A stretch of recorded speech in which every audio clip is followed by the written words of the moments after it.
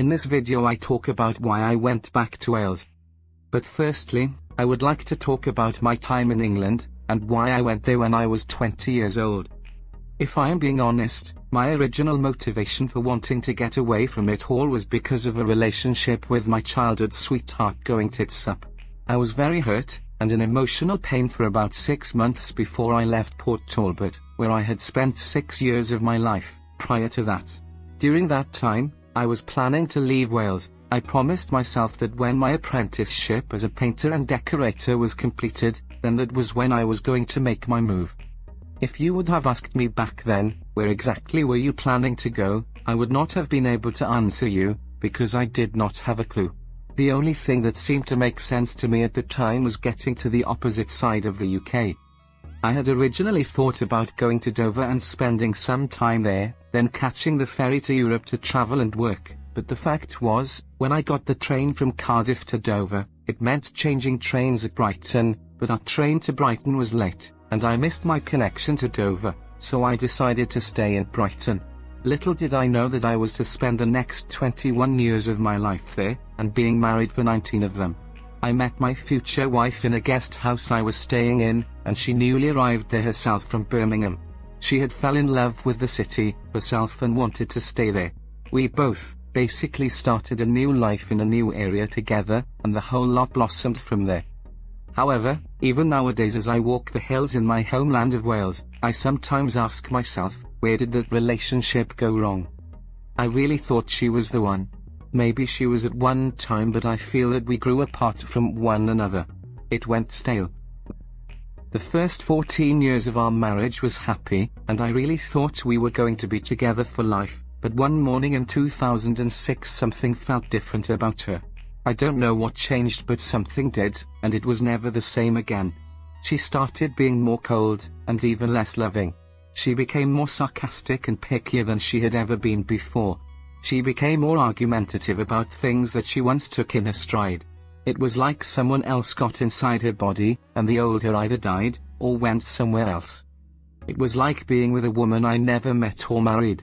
Every single day I went to work for the rest of the time we were married, I used to think to myself, what the fuck? But anyway, I used to try to talk to her, to see what the problem was, and she would act all ignorant, and say, what? There's nothing to talk about, and she would walk away nodding her head in disapproval in what I was asking of her. Okay, she never wanted children, and she made that very clear at the beginning of our relationship, but it wasn't about that anyway. I tried to backtrack to just before that morning everything began to change, but I could not pinpoint anything.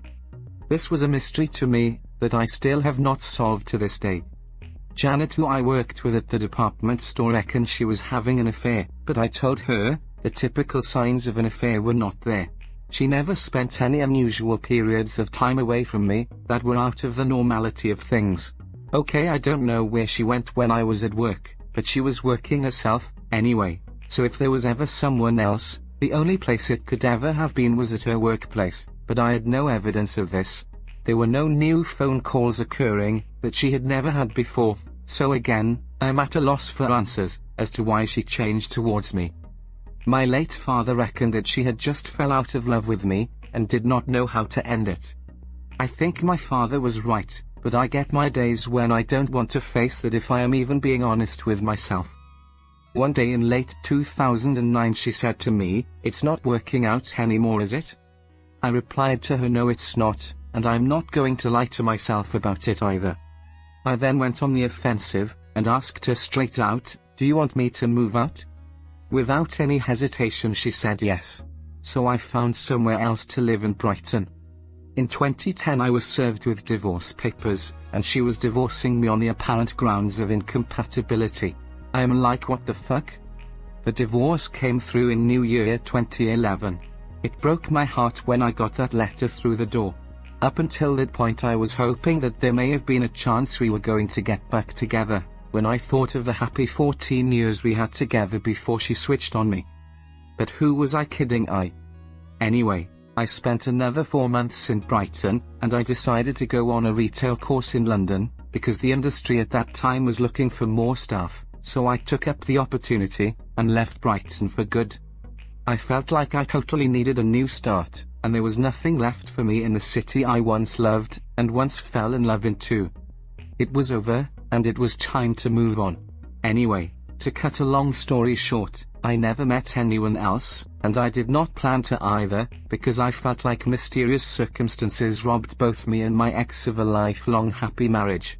Where relationships were concerned, I just gave up, to be honest, and I just wanted to live a simpler life with no drama attached to it.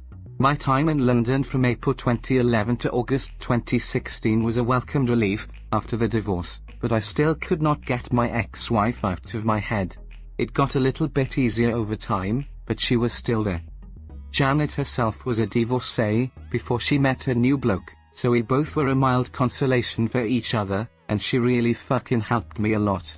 She was a beacon of light, and that was why I could understand why Stephen took a shine to her himself. Anyway, after the appraisal incident that I mentioned in the previous video, I went back to my old trade for the last 12 months I was in London. It was a very emotional decision, deciding to go back to Wales. I was sat in my flat in Finsbury, North London one evening in January 2016 when I thought of all my time in England, from the time I arrived in Brighton, right up to the present point in time, all the things that had happened, all the people I had met, all the places I had worked, all the people I had socialized with, plus people that I was so glad to have met, who will always live in my heart, then of course, last but not least, my ex-wife, and I just broke down in tears, and sobbed my heart out for what felt like a whole evening. I felt like I was having some kind of breakdown. I was sat there shaking in an unusual way, not knowing what was happening to me, but I believe something was closing down within me, and I think that was my ability to ever love again, looking back at it now. The next morning I knew fully that this was a chapter of my life that had come to an end. As it transpired, all my painting and decorating jobs for that month were completed early, so there was nothing any longer tying me to anything or anyone. So I gave my landlord a week's notice, and told him I was leaving. I just gave away any unwanted items to charity shops. I did find it hard to get rid of my old wedding ring, which I still have today, but within 8 days of me having that sad experience I was on a train back home to Wales. August 1990 to late January 2016, what a fucking ride it was. I was sat on that high-speed train, knowing that it was a beginning of a new chapter. Anyway, thanks for watching the video, and thanks for listening.